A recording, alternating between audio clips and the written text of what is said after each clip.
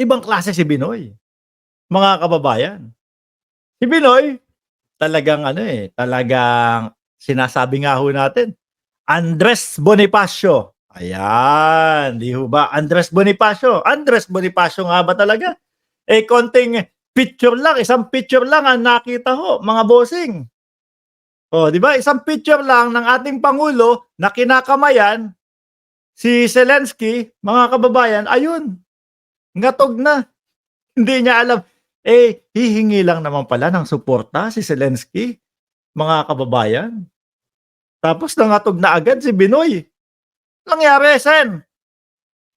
Hmm.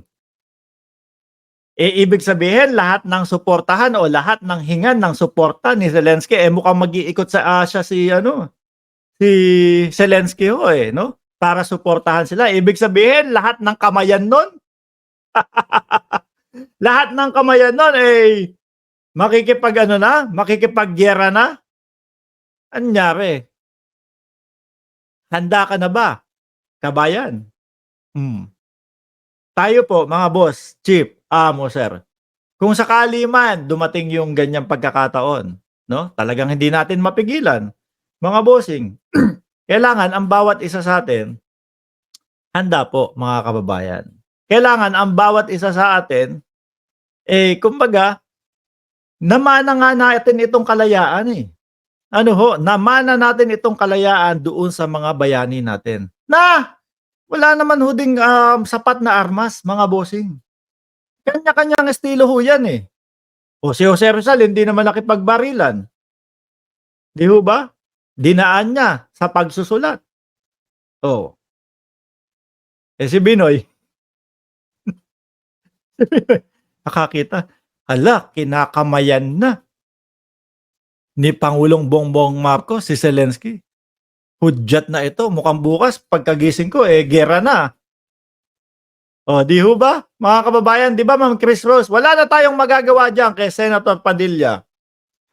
Mababaw mag-isip 'yan, kulang sa aral. Siguro akala niya, ano, pelikula pa din ho, mga kababayan.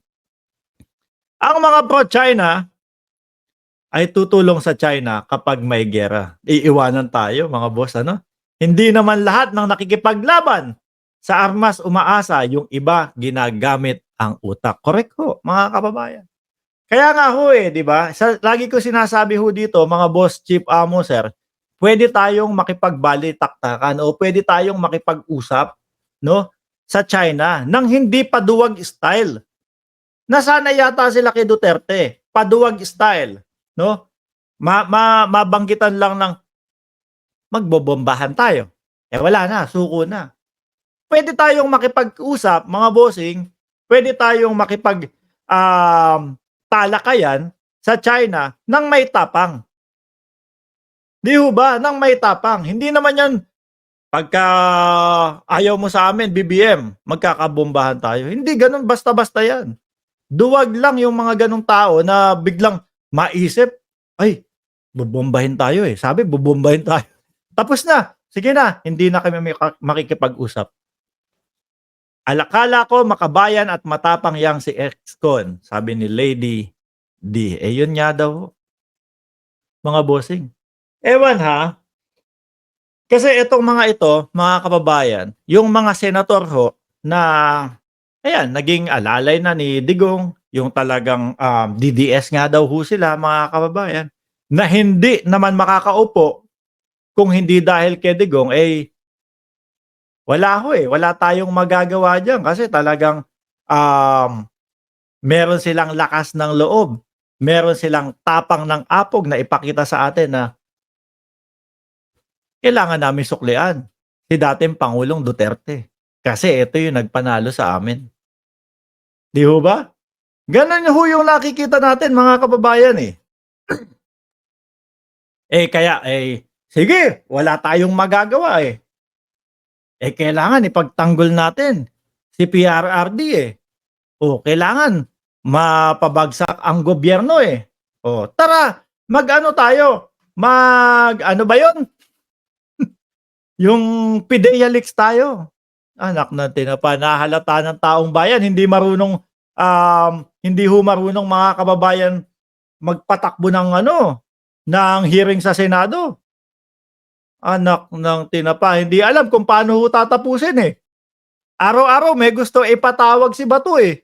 Oh, sabi nung kumpare kong si Paulo Saison, parang palaka si Robin na nasa loob ng balon. Akala niya siya na ang may-ari ng mundo. Ang hindi niya alam, may mas malakas pang mundo sa labas ng balon. Ganun nga ho, mga kababayan. Ano ho? Tingnan niyo yung mga galawan nila. Si Bato, Kibuloy, best friend ni dating Pangulong Duterte yun eh. So, kailangan back up. Kailangan back up. O si si Robin Padilla, halos mag-lawyer na ho kay Kibuloy eh. Mga kababayan? Kaya sabi ng taong bayan, ibinoto ka namin, yan lang pala ang mapapala namin sa iyo. Tapos pagka eto na, konting nakakita lang ng shake hands kay Zelensky. Handa ka na ba, kabayan? Di ba? May halong pananakot po, mga bossing. Hindi ako naniniwala ho ako, mga kababayan, ha?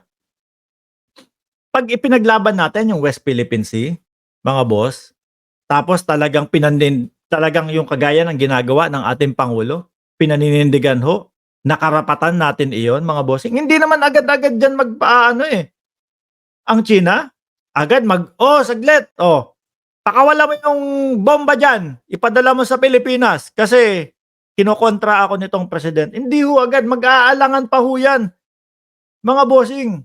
No? Madami hong nakasuporta sa ating bansa, mga kababayan. Ewan ko kung bakit hindi naisip ni dating Pangulong Duterte yon, mga boss. Samantalang hawak na hawak niya pa lang, no? Tinrabaho ni Pinoy na ipakorte, nanalo, pag upo ni dating Pangulong Duterte, ayun, papel lang daw ho, mga kababayan. 8 taon natulog yung ating pagkapanalo na sayang. Di ho ba? Nenita Umali, shout out sa iyo, ma'am. Joshua, sa news na mismo nang gagaling na si Robin Padilla hindi makasunod sa mga nangyayari sa Senado. Mahina talaga. Kung di sana niya naintindihan mga nangyayari, mas mabuting manahimik siya. Sabi paano ko bababasahin ito? Alucard, Takusa, China nga si Digong. Ginawa lang president. Si Robin ng PDP, walang laban, nagmamarunong na. Biruin niyo ho, pati ho yung presidente ng PDP laban, bumaklas na din. Sila na lang ho dyan, mga kababayan. Sila na lang ho dyan, mga boss. Kailangan yung tanggapin ang masakit na katotohanan na mga Duterte lang ang malakas sa taong bayan.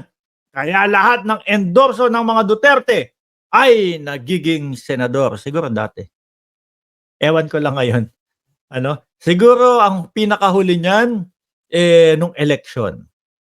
Makikita natin yan. Etong 2025. Makikita natin kung sino yung didiretso sa inidoro talaga. Tingnan niya natin kay Ipe Salvador, mga kababayan. Tingnan natin kay Philip Salvador pag ito nakapasok. Sasabihin ko sa iyo, talagang ibang klase ang karisma ng mga Duterte. Kung makapasok, yun ang tanong doon, makapasok kaya? Di ho ba? Mga kababayan, yan po tayo nagkakaubusan at